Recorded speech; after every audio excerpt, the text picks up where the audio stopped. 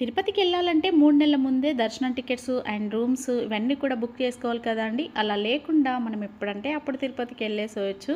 కాకపోతే కొంచెం కష్టంతో కూడుకున్న పని, కానీ ఇష్టంగా చేసుకుంటే ఆ దేవుడి దర్శనం అయితే ఈజీగానే అవుతుందని నేనైతే అనుకుంటున్నానండి. Hi friends, welcome to our channel మమతల నిలయం. అందరు ఎలా ఉన్నారు? బాగున్నారా? నేనైతే చాలా చాలా బాగున్నాను. మీరందరూ కూడా బాగుండాలని మనస్ఫూర్తిగా కోరుకుంటున్నానండి. ఈరోజు వ్లాగ్లో వచ్చేసి మేము మొన్న తిరుపతికి వెళ్ళాం కదా అండి. మే 25కి అలా తిరుపతికి వెళ్ళాము. ఆ వ్లాగ్ని అయితే మీతో షేర్ చేసుకుంటూ ఉన్నాను. మే 25 మేము ఇక్కడ Karimnagar to Tirupati special express ఒకటి ఉంటుంది. ఆ ట్రైన్కి అయితే మేము బయలుదేరాము. అది వరంగల్లో స్టాప్ ఉంటుందండి, కాజీపేటలో ఉండదు. వరంగల్కి వెళ్ళేసి ఎక్కాలి. వరంగల్లో దాని కరెక్ట్ టైం వచ్చేసి 9:30, నైట్ 9:30. కాకపోతే ఆ రోజు 10:30, 10:45 అలా అయిపోయింది. ఇక ఆ ట్రైన్కి అయితే బయలుదేరాము.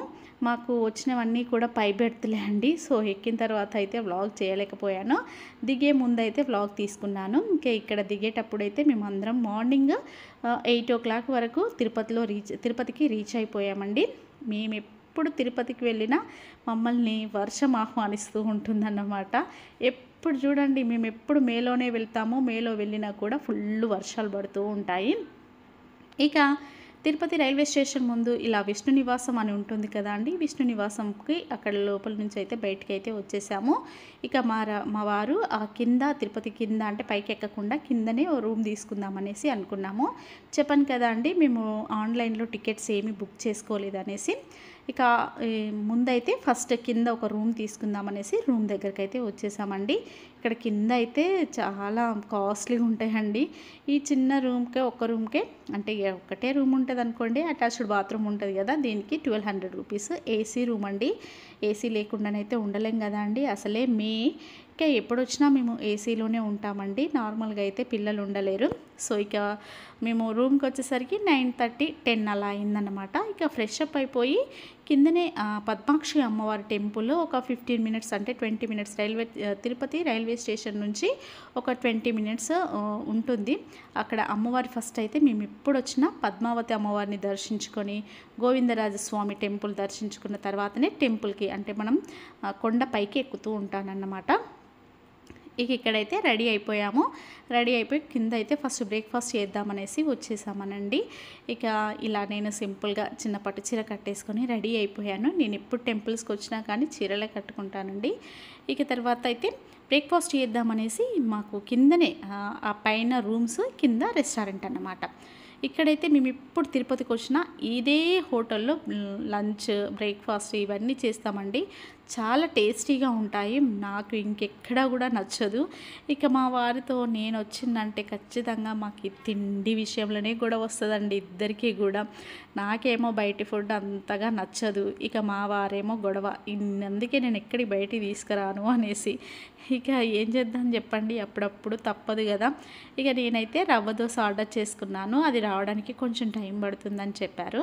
సో ఇక మా వాళ్ళైతే మసాలా దోశ తింటున్నారు. నేనైతే రవ్వ దోశ ఆర్డర్ పెట్టుకున్నాను అన్నమాట. మా బాపును కూడా తీసుకొని పోయినాం కదా అండి. నాకైతే మస్తు హ్యాపీగా అనిపించింది మా బాపుతో ఇలా తిరుపతికి రావడం. మా అమ్మను కూడా తీసుకురావాలని ఉంది, కానీ అమ్మ బాపు ఇద్దరు వస్తే ఇంట్లో కుదరదండి. ఇక అసలే మాకు ఆవులు, గేదెలు ఇవన్నీ కూడా ఉన్నాయన్నమాట. అవన్నీ చూసుకోవడానికి ఖచ్చితంగా ఎవరో ఒకరు ఇంట్లో ఉండాల్సిందే. కాకపోతే అమ్మను, బాపును ఇద్దరిని కలిపి ఒకసారి తిరుపతికి తీసుకెళ్ళాలని నా ఒక్క కోరిక అన్నమాట. ఇక అప్పుడు ఆ వెంకటేశ్వర స్వామి మరి ఎప్పుడు తీరుస్తాడో ఆ కోరికను. ఇక ఇక్కడైతే దోశ అయితే తినేసామండి. తినేసిన తర్వాత పద్మాక్షి అమ్మవారి టెంపుల్కి వెళ్ళడానికి అయితే స్టార్ట్ అయిపోయాము. మా బాపు చూడండి ఆ ఫేస్లో ఆ హ్యాపీనెస్. ఫస్ట్ అయితే రాను రాను అన్నాడు. ప్లీజ్ బాపు రా బాపు అని నేను బతిమిలాడితే ఇక వచ్చాడనమాట. 3-4 days మాతోటే ఉన్నాడు. చాలా హ్యాపీగా అనిపించిందండి. ఇక ఇక్కడ మా బాబు వీడియోలు తీస్తూ, ఫొటోస్ తీస్తూ ఉంటే మా బాబు అయితే ఎందుకురా ఊకే తీసుకుంటారు అని అంటాడు. ఇక నేనన్నా గుర్తుగా ఉంటాయి బాపు, తీసుకోవాలి బాపు అని అంటే సరే సరే నీ ఇష్టం అని అన్నాడు. ఇక తర్వాత అమ్మవారి టెంపుల్లో అయితే ఫొటోస్ అన్నీ ఏమీ తీసుకోలేదండి. మళ్ళీ బయటికి దర్శనం అయిపోయి బయటికి వచ్చిన తర్వాత ఇలా ఒక ఫోటో అయితే తీసేసుకున్నాము. అమ్మవారి దర్శనం అయితే చాలా బాగా జరిగిందండి. అమ్మవారిని చూడడానికి 2 కన్నులు సరిపోలేదండి. నాకైతే ఇలా ఏ టెంపుల్కి వెళ్ళినా ఇట్లా ఆనంద బాష్పాలు వచ్చేస్తున్నాయి. స్వామివారిని, అమ్మవారిని ఇలా చూడగానే ఆనంద బాష్పాలు వచ్చేస్తున్నాయి. కంటికి రెండుగా స్వామివారిని అమ్మవారిని చూడలేకపోతున్నా అన్నమాట. అలా గ్లూజ్ బంప్స్ వస్తాయన్నమాట నాకు ఎప్పుడు ఏ టెంపుల్కి వెళ్ళినా. కానీ ఇక్కడ అమ్మవారి దగ్గర కోనేరు చూడండి ఎంత స్వచ్ఛంగా, అసలు మనసుకు ఎంత ఆహ్లాదకరంగా ఉందంటే చూడ్డానికి నిజంగా చాలా చాలా బాగుందండి. నాకైతే అసలు అక్కడి నుంచి రావాలని అనిపించలేదు. ఒక 2 అవర్స్ 3 అవర్స్ అక్కడ వదిలిపెడితే అలా కూర్చుండి ఉండిపోవాలనిపించింది. ఇక కాకపోతే రావాలి కదా అండి, వచ్చేసినాం. మళ్ళీ విష్ణు నివాసంలో మనకు ఈవినింగ్ 6 అంటే 5 to 6 ఈ మధ్యలో మనకు ఆన్లైన్ అంటే ఆఫ్లైన్లో టికెట్స్ ఇస్తారండి, దర్శనం టికెట్స్. విష్ణు నివాసం కాంప్లెక్స్, ఈ కాంప్లెక్స్ ముందు మనకు దర్శనం టికెట్స్ అయితే ఇస్తారు. మనం ఒక 2 అవర్స్ లైన్లో నిలబడ్డామంటే మనకు ఫ్రీ దర్శనం వస్తుందండి. నెక్స్ట్ డే మాకు ఆఫ్టర్నూన్ 12 అలా దర్శనం వచ్చింది. అంటే వెయిట్ చేయకుండా మాకు 3 అవర్స్లో స్వామివారి దర్శనం అయితే అయిందండి. మీరెవరైనా ఆన్లైన్లో టికెట్స్ కనుక బుక్ చేసుకోకపోతే ఈ విధంగా విష్ణు నివాసంలో ఈవినింగ్ మేము పోయినప్పుడైతే ఈవినింగ్ స్టార్ట్ చేశారు. ఈవినింగ్ 4 స్టార్ట్ అయిపోయాము. మేము మళ్ళీ మాకు టికెట్స్ తీసుకొని బయటకు వచ్చేసరికి 6:30 అలా అయింది. మాకు టికెట్స్ అయితే దొరికాయండి. నెక్స్ట్ డే ఆఫ్టర్నూన్ 12 మాకు దర్శనం అయితే బుక్ అయ్యిందనమాట. ఇక తర్వాత మళ్ళీ మాకు అక్కడ దగ్గరలో ఉన్న గోవిందరాజస్వామి టెంపుల్, వెంకటేశ్వర స్వామి యొక్క అన్నయ్య అట అండి. ఇక గోవిందరాజస్వామి టెంపుల్కి కూడా వెళ్ళేసాము. చాలా చాలా బాగుందండి టెంపుల్ అయితే, నాకైతే భలే నచ్చేసింది. ఇక తర్వాత అక్కడ గోవిందరాజస్వామి టెంపుల్ దర్శనం అయిన తర్వాత ఇలా షాపింగ్ అయితే చూస్తున్నాము. ఇంకా నైట్ షాపింగ్ ఇలా వ్లాగ్ తీస్తుంటే భలే అనిపిస్తుంది కదా అండి, అన్నీ కూడా చాలా బాగా కనిపిస్తాయి కదా. కాకపోతే మేమైతే అక్కడ ఏం షాపింగ్ చేయలేదండి. ఏం ముట్టుకున్నాము, అమ్మో ఎంత కాస్ట్ ఉన్నాయండి బాబు. కాకపోతే ఇక్కడ బేరం ఆడాలట, బేరం ఆడితే బాగుంటుంది అని అంటున్నారు. కానీ మా బావ బేరం ఆడనిస్తాడా?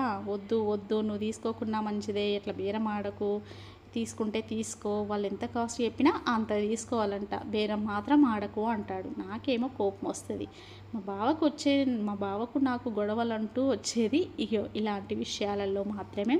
కాకపోతే అన్నీ కూడా మీకు చూపిస్తున్నానండి. మీరు ఎవరైనా తిరుపతికి వెళ్ళినట్లయితే ఖచ్చితంగా బేరం ఆడే, మీరు ఏ షాపింగ్ చేసినా కానీ ఖచ్చితంగా బేరం ఆడే తీసుకోవాలండి. ఇక్కడైతే నేను శంఖచక్ర దీపాలు తీసుకుందామని అనుకున్నాను, కాకపోతే కుదరలేదండి. ఇక ఏమో మరి మన ఇంట్లోకి ఎప్పుడు వస్తాయో ఆ శంఖచక్ర దీపాలు అయితే. ఇక్కడ మీకు అందరికీ కూడా చూపిస్తున్నాను షాపింగ్ బ్లాగ్. బాగుంది కదా, నాకైతే బాగా నచ్చిందండి. ఇక తర్వాత అయితే మళ్ళీ రిటర్న్ రూమ్కి అయితే వచ్చేసామండి. రూమ్కి వచ్చేసి మళ్ళీ లంచ్ చేసాము. మార్నింగ్ బ్రేక్ఫాస్ట్ చేసాము అంతే, మధ్యాహ్నం లంచ్ అయితే చేయలేదు. ఎందుకంటే మేము ఇలా టెంపుల్స్కి వెళ్ళినప్పుడు అయితే లంచ్ అయితే చేయమండి. ఇక మా పిల్లలు కూడా వాళ్ళకు అన్నం లేకుండా 2-3 రోజులైనా ఉంటారు. ఇక అందుకోసం అనేసి వాళ్ళు కూడా లంచ్ ఏం చేయలేదు. ఆఫ్టర్నూన్ కొబ్బరి బొండాలు అదోటి ఇదోటి తింటూ మేనేజ్ చేశారు, కానీ లంచ్ అయితే చేయలేదన్నమాట. ఇక్కడ మళ్ళీ లంచ్ చేయడానికి సేమ్ అదే రెస్టారెంట్కి అయితే వచ్చేసి లంచ్ అయితే చేస్తున్నాం. అంటే డిన్నర్ అండి, లంచ్ కాదు. డిన్నర్ చేసేసి మళ్ళీ రూమ్కి వెళ్ళి ఫ్రెష్ అప్ అయిపోయి ఇక నెక్స్ట్ డే మార్నింగ్ మళ్ళీ తిరుపతి కొండకైతే ఎక్కాలండి. ఆ వ్లాగ్ నేను నెక్స్ట్ వీడియోలో మీతో అయితే షేర్ చేసుకుంటానండి. ఇదే అండి ఈరోజు వ్లాగ్. ఈ వ్లాగ్ కనుక మీకు నచ్చితే తప్పకుండా మన ఛానల్ని సబ్స్క్రైబ్ చేసుకోండి, లైక్ షేర్ కామెంట్ చేయండి. అలాగే ఇలాంటి మంచి మంచి డివోషనల్ వ్లాగ్స్ కోసం, ఫ్యామిలీ వ్లాగ్స్ కోసం అండ్ మంచి కుకింగ్ రెసిపీస్ కోసం వెంటనే మన ఛానల్ని అయితే ఫాలో అవుతూ ఉండండి. బాయ్ ఫ్రెండ్స్, ఉంటాను మరి.